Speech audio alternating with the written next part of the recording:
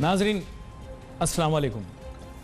आज तमहीद में पहले गुफ्तगू तो हमने ये फ़िच के मुतालिक करनी है, लेकिन आज तमहीद में बात करूँगा।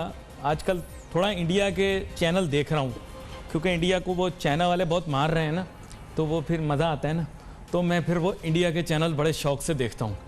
तो मैंने इंडिया का चैनल लगाया। अब इंडिया के चैनल की ख़बरें आ रही, ख़बरों में आ रहा है कि माशी तौर पर चीन का मुकाबला करेंगे, ठीक है।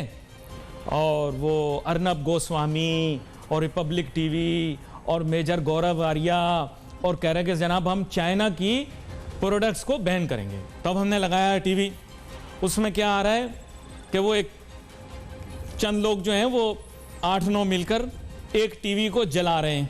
बोल रहे हैं ये एक टीवी हम जला देंगे चाइना की मईशत को हम तबाह कर देंगे। अच्छा, तो अब उनका बयान आ रहा है, बयान मुलायजा फरमाएं। बोल रहे हैं हम चीन के वस्तुओं का उपयोग नहीं करेंगे, हम चीन की किसी मोबाइल सुविधा का उपयोग नहीं करेंगे, हम शपथ लेते हैं कि हम इंडिया को चाइना के किसी वस्तु या सुविधा का उपयोग नहीं करेंगे भाई। अच्छा, फिर साथ में नारा भी लगा रहे हैं भारत माता की और साथ में नारा लगा रहे हैं अपना जिंदाबाद का है। तो मैं बड़ा हैरान हो रहा हूं, मैं कह रहा हूं यार ये टीवी, एक टीवी तोड़ के चाइना की मईशत को तबाह कर देंगे। ये बोल रहे हैं कि हम वस्तु, मेरा मतलब सॉरी, हमारे यहाँ चीज़ों के मतलब कुछ और होते हैं, यानी इलेक्ट्रॉनिक्स इस्तेमाल नहीं करेंगे, उनकी अशिया इस्तेमाल नहीं करेंगे, उसका बायकॉट कर देंगे। अच्छा, इससे चीन की मईशत को तबाह कर देंगे। अच्छा भाई, वेरी गुड। बोल रहे हैं हम उनकी मोबाइल सुविधा का इस्तेमाल नहीं करेंगे। अच्छा भाई, आप नहीं करें उनकी मोबाइल सुविधा का इस्तेमाल, मतलब मोबाइल सर्विसेज का इस्तेमाल नहीं करेंगे। तो मैं हैरान हो रहा हूँ कि ये चीन की मईशत को ऐसे तबाह करेंगे आप लोग। ओह वेरी गुड, बड़ा बेहतरीन आइडिया लगा है। मुझे लगता था सिर्फ पाकिस्तानी नंबर 1 है इस काम में लेकिन हमें दुश्मन भी ऐसा ही नसीब हुआ है, शुक्र है। वरना तो ये देखें, मैं आपको बताऊं, वो ये जोड़ी जो है ये एक तरह से मैं कह सकता हूं कुदरत का करिश्मा है। यानी हमारा दुश्मन इंडिया जो है वो मतलब मिला भी हमें निखट्टू ही है दुश्मन, ये एक अच्छी चीज़ है। देखें, ये एक मैं पाकिस्तानियों को कहना चाहूँगा भाई कि ये हमारी किस्मत में एक अच्छी चीज़ है कि हमें निखट्टू, निकम्मा, तलंगा, लफंगा दुश्मन मिला है। यानी हमें अब उससे घबराने की ज़रूरत नहीं है। मईशत को जो समझ रहे हैं कि एक टीवी को जलाकर, या जी जिनपिंग की जो है वो कोई कह रहे हैं कि जनाब हमने उनकी एफिजी जला दी। तो अब एक जवाब मैं उनको देना चाहूँगा, चाइना की तरफ से भी, पाकिस्तान की तरफ से भी, मेजर गौरव आर्या को भी, रिपब्लिक टीवी वालों को, गीदड़ क्या सोचता है, शेर को उसकी कोई परवाह नहीं। ये पहला। दूसरा, सुने, ये तीनों मिसालें आप लोगों के लिए मईशत के हिसाब से भी हैं, माशरे के हिसाब से भी हैं और हुकूमत के हिसाब से। दूसरा जवाब, कुत्तों के भौंकने का जवाब देने के लिए हाथी भौंकना नहीं सीखता। जंगल में जब भी हाथी जाएगा कुत्ते भौंकेंगे। जब कुत्ते बहुत ज्यादा भौंकेंगे तो हाथी उन्हें अपने पैरों तले रौंद देगा। ये जवाब है। लोग कहते हैं ना साहब आप इंडिया को भी कभी कभी जवाब दिया करें, जवाब। और तीसरा भाई, वो कल मैं देख रहा था, उनकी एयरफोर्स के चीफ आए, बोल रहे हैं हम तैयार हैं, हम हमा वक्त तैयार हैं और हम MiG-29 ले लेंगे या पता नहीं सुखोई 30 ले लेंगे। तो मैं उनको कहना चाहूंगा हमारे पास भी आसमान का बादशाह F-16 शाहीन मौजूद। शाहीन का जहां और है, F-16 का जहां और है, MiG-29 गरगस का जहां और है। तो आप अपनी तैयारी कर लो। एक दफा अभिनंदन को हम अपने पास लाए थे, चाहे उसको हमारी पसंद आई, बनाने वाले लेकिन आप हैं। तो अब आइंदा तैयारी से आना। दूसरी बात यह है कि मईशत तो तुम चीन की क्या तबाह करोगे।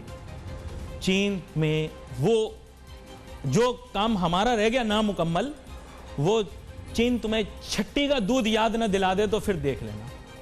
और बाकी हम भी बड़े तेज लोग हैं, ऐसा ना समझना कि हम कमज़ोर हैं। हम इतना सा मुल्क है, तुम 5 गुना ज्यादा हमसे बड़े हो, कितनी तुम्हारी हमने पिटाई लगाई, तुम्हें शर्म नहीं आई? नहीं आई शर्म? कोई बात नहीं, आएगी, अभी वक्त आएगा तो आएगी। अब आ गई माशी जंग, कोई बात नहीं, पाकिस्तान की कुछ कमजोरियां हैं, कोई प्रॉब्लम नहीं, अल्लाह ताला का करम ऐसा होगा, हमें ऐसी कोई कायदाना सलाहियत वाला बंदा मिलेगा। मैं आपको बता रहा हूं नाजरीन, घबराना नहीं है। सॉरी, ये गलत डायलॉग निकल गया। आपको मैं बता दूं कि कायदाना सलाहियत वाला लीडर पाकिस्तान को मिलेगा, आप बेफिक्र रहें। और जब हमें मिलेगा तो ये पलटेंगी चीजें, आपकी नजरों के सामने होगा नाजरीन, ये सब कुछ आप देखिएगा। अल्लाह ताला से आप दुआ करें, जो अब अगली जो मैं कहता हूं उम्मत मुस्लिमा की जो क़यादत आएगी वो यहां पाकिस्तान से आए। दुआ करें आप, इसकी मैं आपको बड़ी गहराई बताऊंगा, आप दुआ करें। इंशाअल्लाह हमें भी कोई एक ऐसा कोई जरूर निकलेगा जो दुनिया को बताएगा कि पाकिस्तान के अंदर सलाहियत मौजूद है। आएगा कोई, आएगा, दुआ करो। ब्रेक पे जाते हैं, तब तक और दुआएं भी करें।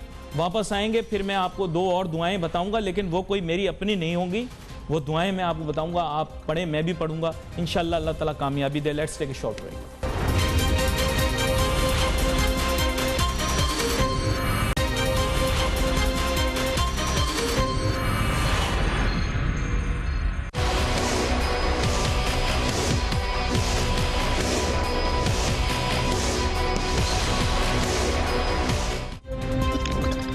नाज़रीन वेलकम बैक। अब मेरे ख्याल से जितना कुछ करना था वो ब्रेक से पहले इब्तदाइये में हमने कर दिया। अब थोड़ी मईशत के मुतालिक बात करते हैं। फिच ने जनाब पाकिस्तान के मुतालिक जो बातें की हैं, वो हमारे माशी अहदाफ के मुतालिक जो बात की है, उससे ये वाज़े होता है कि जनाब वाला ये जो अहदाफ रखे गए हैं इनको शायद हासिल करना मुश्किल होगा। पाकिस्तान की मईशत की तरक्की की रफ्तार जो है वो निस्बतन आहिस्ता है, आपको पता है। निस्बतन आहिस्ता मैंने इसलिए बोला क्योंकि दुनिया भर की मईशत दबाव का शिकार है।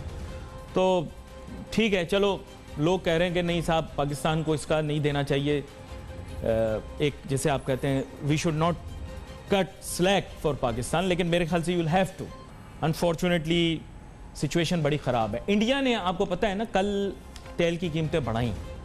ये मैं ऐसी कंपैरिजन, वो इंडिया वाला चैप्टर मैं पहले कंप्लीट कर चुका हूँ, लेकिन फिर तकाबली जायज़ा लेना ज़रूरी है क्योंकि फिच ने जब जिक्र किया पाकिस्तान का, तो फिर ज़ाहिरी बात है मैं बता दूँ, कल तेल की कीमतें उन्होंने ज़्यादा की हैं इंडिया ने ना, बिकॉज शॉर्टफॉल आ रहा है, उन पर प्रेशर भी है, ज़ाहिरी बात है। बट मैं उनको महवर नहीं बनाना चाहता कॉन्वर्सेशन का। एम ये कि हमने कम किए दाम, तो वो अपनी जगह मौजूद है, और हमारे जो रेवेन्यू टारगेट्स हैं वो थोड़े ज़्यादा रखे हैं, लेकिन उनको मुकम्मल करना मुश्किल होगा। ये तो एक बाय लॉजिक क्लियर है।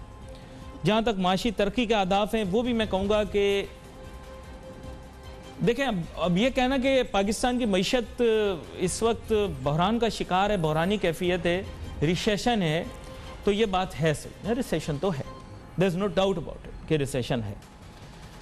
Things can not be worse भी कहा जा सकता है। उसकी वजह यह है कि अगर इकोनॉमिक स्लो डाउन हो गया, नीचे की जानिब चली गई, अब वो कितनी नीचे जाती है, अब इसका तयन करना बड़ा मुश्किल है। अब कोई कहे कि साहब इतनी मनफी इतनी रहती है तो भी सही है, अगर कोई कहता है इससे ज़्यादा होगी तो भाई मईशत तो ख़राब ही होगी ना, तो ख़राब होगी, कितनी ख़राब होगी उस पर बहस करना ये बड़ा मुश्किल काम है, क्योंकि बेहतर नहीं होगी, ये तो बात क्लियर है ना। इसमें ये मौजूद बहस नहीं है कि पाकिस्तान की मईशत बेहतर होगी। तो वो लोग जो बहुत ज़्यादा डिस्को डांस और ड्रामे करते थे कि जनाब 2020 जो है 2020 ये रिकवरी का साल होगा, ये होगा, वो होगा, तो मैं बता दूं यार, इंसान क्या बता सकता है, इंसान कल का नहीं बता सकता, इंसान जो है वो कल का नहीं बता सकता। मेरे ख्याल अकील करीम डेडी साहब हमारे साथ टेलीफोन लाइन पर मौजूद, उनको वेलकम करता हूँ सबसे पहले शो पर। Sir welcome to the show. बड़ी मेहरबानी। अकील करीम डेडी साहब, अब बात कुछ ऐसी है कि ये फिच की रिपोर्ट भी आई है, लेकिन ये सब चीज़ें तो होती रहेंगी। पाकिस्तान की मईशत का आप भी जायज़ा पेश करें, लोग आपकी बात सुनना चाहते हैं। काफ़ी अरसा हुआ हमारे प्रोग्राम पर आपकी गुफ्तगू हमने नहीं सुनी, तो मैं चाहूँगा कि मुफस्सिल अंदाज में तफसीली तौर पर आप हमें बताएं कि आप मईशत के बारे में क्या सोचते हैं। देखें, पाकिस्तान की मईशत के हवाले से किसी को फिक्र करने की ज़रूरत नहीं है।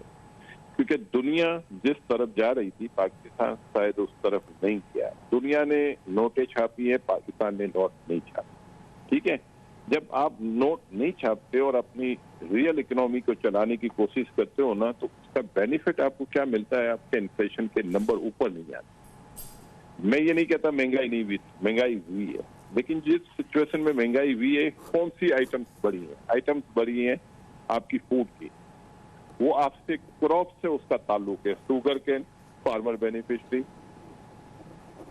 Cotton farmer beneficiary, rice farmer beneficiary, wheat farmer beneficiary. फिर आप ये देखें कि फर्टिलाइजर की प्राइस इतनी डिवेल्यूएशन के बाद गिरी है, बढ़ी नहीं है, तो कॉस्ट ऑफ डूइंग भी नीचे आई है। इसके साथ आप ये देखें कि आपकी इंपोर्ट कम हुई है, आपकी एक्सपोर्ट बहुत ज्यादा कम नहीं होगी, आपके रेमिटेंस बहुत ज्यादा कम नहीं होंगे। लॉकडाउन बिकॉज ऑफ कोरोना की वजह से है, जिसकी वजह से लोकल इकोनॉमी थोड़ी स्लो है, लेकिन ये कोई कुछ कर नहीं सकता उसके लिए गवर्नमेंट ने बहुत सारे बेनिफिट दिए कि लोगों को आप रोजगार ना छीनो, हम आपको सस्ता पैसा देंगे, फिर इंडस्ट्रियलिस्ट को बेनिफिट दिए, फिर एक्सपोर्टर को बेनिफिट दिए। और दूसरा आप ये देखें कि अब पाकिस्तान चेंज होता जा रहा है। अब आपकी आईटी की एक्सपोर्ट बढ़नी शुरू हो गई है, जो पहले कभी बढ़ नहीं रही थी। इस साल आप रिकॉर्ड एक्सपोर्ट देखेंगे। फिर आप राइस की एक्सपोर्ट देखें, ये सारी नए एरियाज हैं जहां पाकिस्तान फोकस कर रहा है, जहां पाकिस्तान की एक्सपोर्ट बढ़ रही है। हम लोगों को मायूसी की बातें बता बता के, ठीक है पॉलिटिकल स्टेबिलिटी नहीं है, मैं ये मानता हूं, लेकिन इस गवर्नमेंट को भी चाहिए कि इस वक्त दुनिया पाकिस्तान की तरफ देख रही है। पाकिस्तान एक इम्पोर्टेंट मुल्क बन गया है। इस वक्त चाइना की अमेरिका से रिप्ट है, चाइना की इंडिया से रिप्ट है, इंडिया कश्मीर के अंदर घुसा हुआ है, और ये पाकिस्तान करंट सिचुएशन में अच्छी सिचुएशन में आया हुआ है। फिर आप जाके देखें अफगानिस्तान में पीस हुआ है, सालों साल से अफगानिस्तान जब पीसफुल नहीं था तो हम इफेक्ट हो रहे थे। आप बलूचिस्तान में देखें कदरे हद तक वहां भी पीस हुआ है। मैं ये नहीं कहता 100% हुआ है, 80% में कहता हूँ।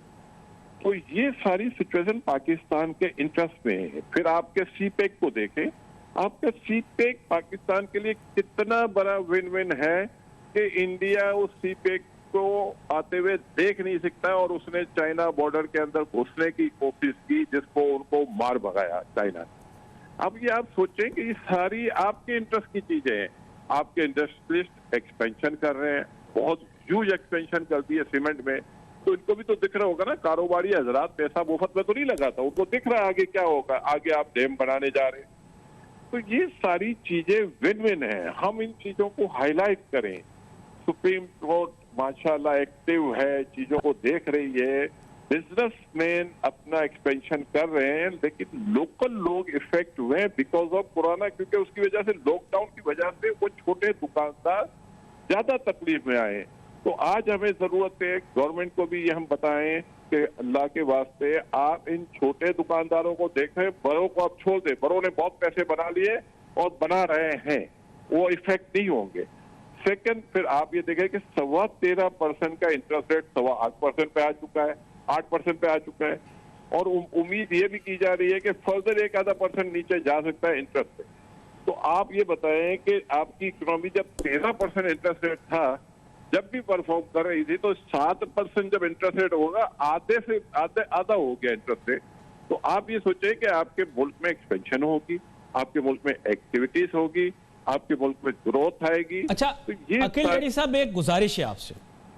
आप एक सरमायाकार भी हैं, लोग आपको पसंद भी करते हैं, बहुत सारे लोग आपकी बात को बड़ा अहमियत देते भी हैं और आपकी बात पर अमल भी बहुत सारे लोग करते। सर, हमारे मुल्क के नौजवान हैं, आप उनके लिए कुछ नहीं कर सकते। आप इमरान खान साहब के इतने नज़दीक हैं, आप इमरान खान साहब से बात करें, आप कारोबारी शख्स हैं, आपको बिजनेस सरमाए पर रिटर्न लाने का तरीका आता है, आपको कारोबार करने का तरीका आता है, आप मुख्तलिफ कारोबार करते हैं, नौजवानों की आप गाइडेंस करते भी रहते हैं। तो सर, यहाँ पर आपको भी थोड़ा किरदार अदा करना पड़ेगा ताकि हमारे मुल्क के नौजवान जो हैं वो सही तौर पर पैसे को लगाकर कारोबार कर सकें। आप क्या कहते हैं इस बारे में? देखिए, उसके लिए आपको आपकी बैंकिंग की पॉलिसी ठीक करनी पड़ेगी। हमारे ये जो बैंकर हजरात है ना, ये गवर्नमेंट को लोन देने के अलावा उनकी ख्वाहिश नहीं होती किसी और की तरफ, वो देखना भी पसंद नहीं करते। या फिर 40-50 खानदान है जिनको ये लोन देते हैं। अच्छा, इस चीज की तफसील मैं आपसे लूंगा, तब तक आप इस बारे में थोड़ा सा सोचे भी। मुझे एक छोटी सी ब्रेक लेनी है, ब्रेक के बाद वापस आते हैं और वापस आके आपके साथ गुफ्तगू करते हैं। कोशिश करते हैं छोटी ब्रेक हो ये।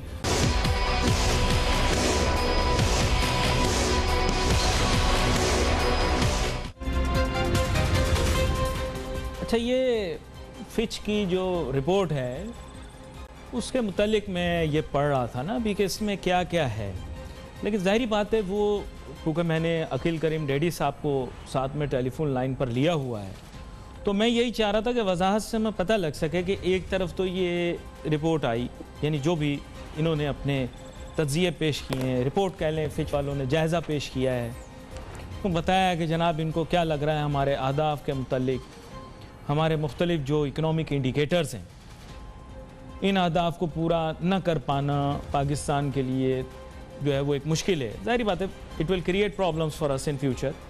लेकिन साथ ही साथ अकील करीम डैडी साहब एक पर्सपेक्टिव दे रहे हैं। मैं हमेशा कोशिश करता हूँ कि बैलेंस्ड पर्सपेक्टिव आए, ये एक यानी यकतरफा पर्सपेक्टिव ना आए कि साहब सब बुरा हो रहा है, या फिर ये पर्सपेक्टिव भी ना आए कि सब सही हो रहा है। इसीलिए आप देखेंगे प्रोग्रामों के अंदर एक आप समझें कि बैलेंस चलाने के लिए दोनों तरफ के जो एक पर्सपेक्टिव्स हैं उनको पेश करते हैं आपके सामने। अच्छा, उन्होंने भी हाईलाइट किया इस चीज़ का, ये जो चाइना इंडिया टेंशन है ये बड़ी इंपॉर्टेंट है। साथ उन्होंने बताया कि इसका पाकिस्तान बेनिफिट ले सकता है, अपॉर्चुनिटी हमारे पास एग्जिस्ट करती है। अभी वो दोबारा से हम उनको टेलीफोन लाइन पर कोशिश करते हैं कि वो हमें ज्वाइन करें, तो फिर उनसे मज़ीद भी इस बारे में बात करेंगे। और ये जो मैं आपको बता रहा हूँ कि जब तकाबुली जायज़ा लेंगे पूरे खित्ते के अंदर, तो फिर पता लगेगा पाकिस्तान की इकॉनमी, लेकिन किससे कंपेयर करेंगे आप। थोड़ा मैं नाजरीन के लिए भी थोड़ा सा आसान करना चाहता हूँ। देखो, असल में बात ये कि हम कभी कभार जज्बाती हो जाते हैं, मैं भी हो जाता हूँ। मैं इस तरह का शख्स नहीं हूँ कि अपनी गलती को मैं ना मानूँ, मैं भी हो जाता हूँ जज्बाती। तो खैर एनीवे, उसके बारे में बात करेंगे। लेकिन अकील करीम डैडी साहब हमें दोबारा से ज्वाइन कर रहे हैं। तो अकील करीम डैडी साहब, मैं आपसे ब्रेक पे जाने से पहले ये पूछ रहा था कि सर अब वक्त आ गया कि अब आप अपना किरदार अदा करें भाई इसके अंदर, क्योंकि आपको लोग देखते हैं। जी जी जी, मैं आपकी बात, मेरी बात आप सुन लेंगे ना तो आपको ज्यादा। जैसे पाकिस्तान में हुकूमत जिसकी भी आ जाए, चलती पॉलिसी वही है जो ब्यूरोक्रेसी लेके चलती है। Corruption corruption corruption. आप हुकूमत में आ सकते हैं, लेकिन इन लोगों से आप जीत नहीं सकते। आप एफबीआर को ठीक नहीं कर सकते, आप पुलिस को ठीक नहीं कर सकते, आप एफआईए को ठीक नहीं कर सकते, आप स्मगलिंग नहीं रोक सकते, आप आईपीपी के खिलाफ नहीं जा सकते, आप पॉलिसी मेकिंग में घूम फिर के बंदे उसी को लगाना पड़ेगा जो आपकी मजबूरी बन जाते। मैं आपको जो कह रहा हूं कि हमें सियासी स्टेबिलिटी लानी होगी। इस मुल्क में सियासतदानों को शिकायत है तो सियासतदानों के खिलाफ जो प्रोपेगेंडा है वो उससे 4 गुना ज्यादा होता है।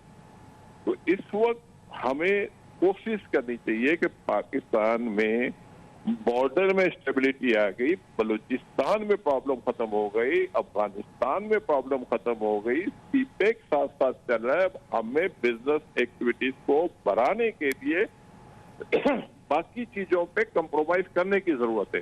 जब आप अपने मुल्क को मजबूत कर लेंगे, आपके मुल्क के बिजनेस मजबूत हो जाएंगे, आपके मुल्क में लोगों को रोजगार मिल जाएगी। जो आप बात कर रहे हैं कि यंग बच्चों को सपोर्ट करने की जरूरत है, मैं आपसे 2 कदम आगे जाता हूं। मैं कहता हूं अगर हमने इनको कारोबार में, बिजनेस में, एक्टिविटीज में नहीं डाला तो ये हमारा नुकसान है, और ये नुकसान इतना बड़ा है कि इसको हम अफोर्ड ही नहीं कर सकते। माशाअल्लाह हमारे ये बच्चे हैं, हमें इनको एक्सेस मिलना चाहिए। इनके पास बड़े बड़े प्रोजेक्ट होते हैं और उस प्रोजेक्ट में हम इनको सपोर्ट करें, इनको फाइनेंसिंग करें, इनको वेंचर फंड में ले आए और ये अपने आइडियाज पे काम करें ताकि मुल्क की इकोनॉमी का हिस्सा बने। अब इसकी जरूरत है। अब ये टेक्सटाइल की एक्सपोर्ट 70 साल से लेके हम बैठे हैं और ये 70 साल में हम 12 बिलियन 13 बिलियन डॉलर पे पहुंचे हैं। तो अब ये जगह अब हमें हट जाना चाहिए। सुबह से लेके हम शाम तक एक ही पॉलिसी बना रहे होते हैं। उसके एक्सपोर्ट किस तरह बेहतर करें। भाई ये इसमें जो कुछ करना था हम कर चुके हैं, अब आपको जगहों को चेंज करना है। अब आपको पॉलिसी लानी है कि आपकी इलेक्ट्रिसिटी को कैसे सस्ता किया जाए।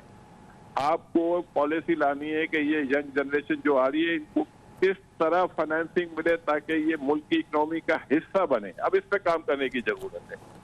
गवर्नमेंट के प्रोग्राम भी अच्छे हैं, एहसास प्रोग्राम बहुत अच्छा प्रोग्राम, बहुत सक्सेसफुल, आम आदमी को इसका बहुत फायदा हुआ है।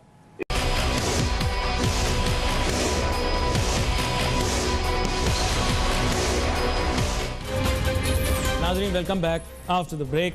अकील करीम डेडी साहब के साथ ब्रेक पे जाने से पहले बात हो रही थी। आज अकील करीम डेडी साहब एक नए अंदाज में हमारे सामने, ये मुझे एक अच्छी चीज़ लगती है कि जब भी मेरे शो पर आते हैं तो बातें ऐसी करके जाते हैं जो काफ़ी अरसे तक लोग फिर उसके बारे में गुफ्तगू करते हैं। जी अकील करीम डेडी साहब, आप अपनी बात मुकम्मल कर लें, फिर मैं अगला सवाल पूछूंगा। जी देखिए, मैं आपको ये बताता हूँ, करप्शन पकड़नी है ना तो करप्शन जिसके थ्रू होती है ना उसको पकड़े। सियासतदान उसका पिलर होता है, इसमें कोई शक नहीं है, लेकिन उस पिलर के ऊपर जो छत बनाने वाले लोग हैं ना, अगर उनको पकड़ेंगे तो ये पिलर बीच में नहीं आएंगे ना, तो पकड़ो उनको। हमने कहा बिजनेसमैन पे कोई केस नहीं बनेगा। अबे भाई सारी चोरी उनके थ्रू होती है, उनके ऊपर केस नहीं बनेगा तो पिलर को कहां से सजा दोगे आप? नहीं, एक्सक्यूज मी, इसको थोड़ा वाजे करें। आप कहते हैं कि बिजनेसमैन को भी पकड़ना चाहिए। देखिए, मैं क्या कह रहा हूँ ना कि बिजनेसमैन पाकिस्तान में 40 साल से कभी किसी ने ये कहा कि बिजनेसमैन पे केस नहीं बनना चाहिए। आज क्यों कह रहे हैं भाई बिजनेसमैन पे केस नहीं बनना चाहिए? अबे भाई अगर बिजनेसमैन ने चोरी की है तो केस क्यों नहीं बनना चाहिए? मुझे ये कौन सी है ये सिक्योरिटी एक्सचेंज कमीशन? वो कहते हैं इससे मुल्क के कारोबारी माहौल पे असर आएगा सर। वो कहते हैं लोग डर जाएंगे, घबरा जाएंगे लोग। आपको क्या पहले 10 साल पहले नहीं पता था, 20 साल पहले नहीं पता था कि कारोबार आपका अच्छा हो जाएगा? आज ही आपको पता चल गया क्योंकि आज आपके ऊपर हाथ उठ गया है तो अब आपको पता। आप बोलते हैं मेरे ऊपर हाथ नहीं लगा। अबे भाई तूने अगर गलत काम किया तो तुझे क्यों जेल में नहीं डाले? भाई तूने पूरा मुल्क की गरीब आवाम जो पिस रही है तेरी वजह से पिस रही, तुझे क्यों नहीं पकड़े साले यार? तू कैसे बाहर होगा यार? कमाल है यार, हद हो गई। 5 साल पहले नहीं पता था, 15 साल पहले नहीं पता था। पहली दफा देखा इमरान खान की एक बात को आपको अप्रिशिएट करनी होगी। उसने ये नहीं देखा कि कौन आदमी करप्शन कर रहा है, उसने अक्रॉस द बोर्ड, चाहे उसके अपने थे या बाहर वाले थे, उसने सबके ऊपर हाथ उठाया।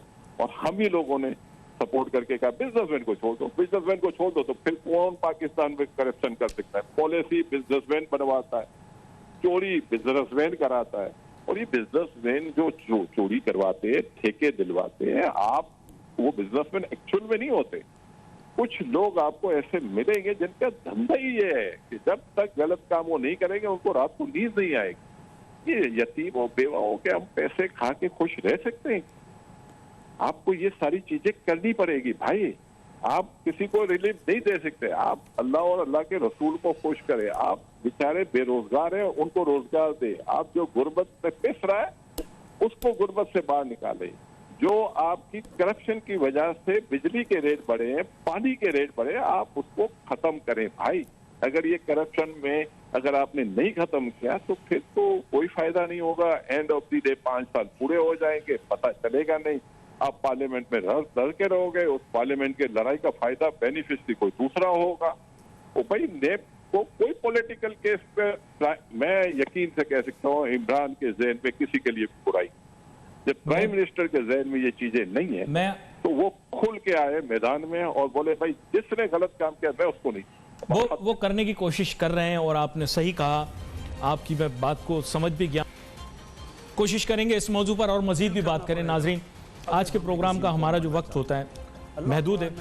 We wait for your messages on Facebook. Ali Nasir, हमारी टीम को इजाजत दीजिए। अल्लाह हाफ़िज़।